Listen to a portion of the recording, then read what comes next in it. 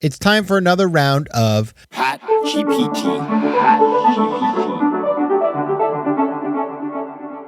Our topic today is how to use ChatGPT to improve your communications. Okay, ready to go? Start generating. I'm going to start out by saying it's a little meta for PatGPT to be talking about ChatGPT. I get that. But it isn't just about ChatGPT, of course, because any Gen AI can also do the same stuff. So you want to go to Bard? Great. It doesn't have to be ChatGPT. But the point here is these things are powerful and they're really great in terms of kind of leveling up, amping up your communications. And I've realized this because I subscribe to ChatGPT. And I've been using it for a bunch of different ways. In fact, AI in general, like Grammarly, which has been really powerful in terms of improving my writing, all that. I mean, just the spell check on Grammarly alone is incredible. Now, that'll probably get killed by ChatGPT, but still, I love that. And so I just want to give you a couple of ideas that you may not have thought of with my own personal experience behind them about how to use Gen AI in communications. All right. So let's start with number one. The first one is that you can use ChatGPT to practice conversations, like a sparring partner when you want to have a conversation that you're not sure quite what to do. Now, it really is kind of interesting. You can call it PatGPT if you want, if that feels better. But you can practice things like active listening. Obviously, you're reading, not listening. But you can listen on the app, right? It talks to you if you've checked that out. Asking open-ended questions, responding appropriately to different kinds of things. You can actually practice having a conversation that may be a little weird, right? Like ask it to role play with you about quitting your job. And let me tell you something. You'll never get the same answer twice, which is kind of interesting. You can tell it to play the role of somebody who's angry or somebody who is happy or somebody that's this or that. So you can just sort of ask it to be your conversation partner in a bunch of different ways. And at the very least, you'll get a little practice before you go into that conversation. Now, I would encourage you to take what you learn and then practice it IRL with a human being that is sentient. And I don't think ChatGPT is sentient, even though some people said that they thought AI was sentient. I don't think so.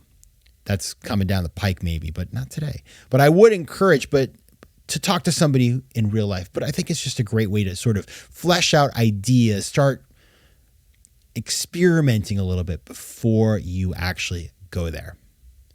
All right, I got two more for you in a moment, right after this break. FOMO. All right, we are back. We are talking about how to use Gen AI to improve communication. So number two, it's really powerful to get feedback. So what I love to do is drop in a message I have written and basically get ChatGPT to give me feedback on the writing. Now, I love my own writing. I'm not looking to get ChatGPT to rewrite everything so I sound like ChatGPT because I prefer PatGPT. But it's a great spell checker. It's a great grammar checker. It can give you a sense of whether your style is cohesive. It just is wonderful in terms of getting another set of eyes on something you've written. And what's cool to do too, in terms of communication, is say you've been taking notes in meetings. What's beautiful is that you can then dump that into ChatGPT and tell it to write a little memo. Now, do read that over because I've had some mixed results on that front. Sort of like you read the thing and you're like, well, there's a little hallucination in here. But it's a wonderful way of taking something you have already, say it's a memo or whatever you have, and then getting it to work with you to refine it. Maybe you have a long memo and you want a summary, right? Wonderful way to take your writing and then either transform it or get feedback to make that writing better. And for people who maybe aren't native English speakers or, some other language that you want to work with, it's powerful because you can translate Oh, that's my favorite part. You write the email in English and then you translate it to the language you want it to be. And even though, for example, I speak Spanish, sure, but my Spanish is not as good as my English. So if I write the email in Spanish, I will ask it to check it, or I write in English and just tell it to translate because I'm being lazy that day. Very powerful stuff. And finally, this is the one I really like. It's so fun. So what's really cool is I used a lot of thesauruses. I'm always looking for different ways to say the same thing so that it sounds more interesting. And I was living on thesaurus.com. But now I just asked GPT to give me 20 words that are synonyms of a certain word. And here we go. Poor thesaurus.com is going to go out of business.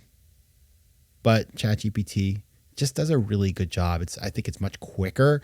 And so what I love to do in terms of generating words and ideas is I will, for example, say I'm trying to name something. You guys know I like to name things. I'm trying to come up with a name for, I don't even know, just, doing a podcast about ChatGPT.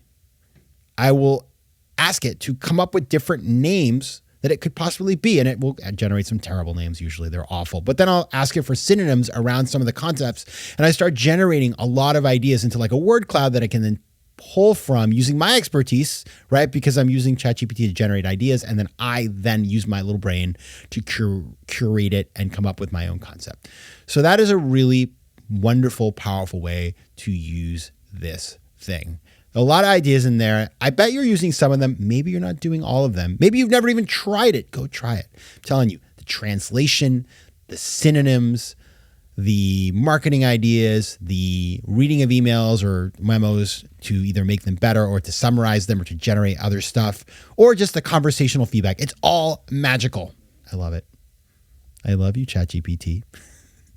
All right. That is it for today. If you have hot ideas about this, by the way, if you are doing something that you just think is going to be better or more interesting or just additive to what I've talked about today, I want to hear about it. I am trying to learn and it's moving quickly, and I'm sure I'm not doing half of what I could do. So reach out to me. You can find me at letsconnect@patrickmcginnis.com, on Instagram at Patrick J. McGinnis, and on X, Twitter at PJ McGinnis. Check it out. Let me know. And I will see you on Thursday with another episode of FOMO Sapiens. Until then, take care of yourselves. FOMO Sapiens and PatGPT, stop generating. FOMO. FOMO Sapiens is recorded in New York City. Theme music is by Mike McGinnis and editing and post-production is by Josh Elstro. If you like today's show, please be sure to rate it and recommend it to your friends. And as always, you can find me at FOMOSapiens.com and at PatrickMcGinnis.com. To advertise on FOMO Sapiens, reach out to contact@FOMOSapiens.com.